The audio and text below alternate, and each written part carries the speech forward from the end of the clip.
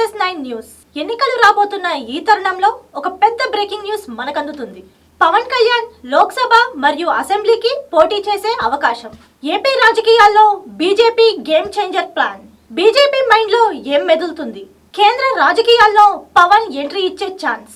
జనసేన అధినేత పవన్ కళ్యాణ్ లోక్సభ బరిలో దిగే అవకాశాలు కనిపిస్తున్నాయి.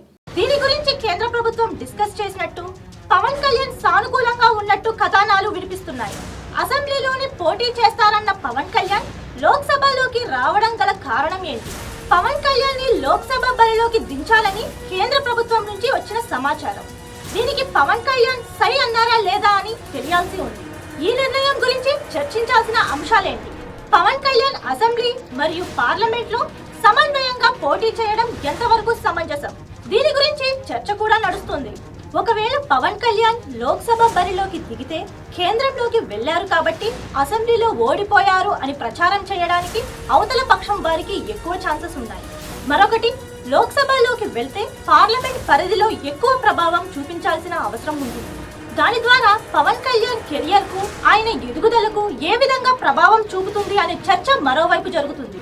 రాష్ట్రంలో కూటమి కట్టడంపై వ్యూహాత్మక చర్యలు జరగవచ్చు.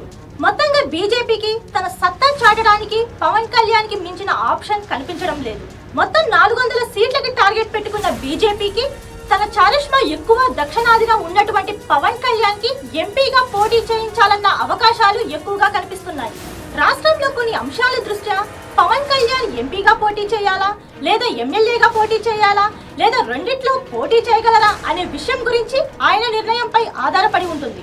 Stay tune to SS9 news.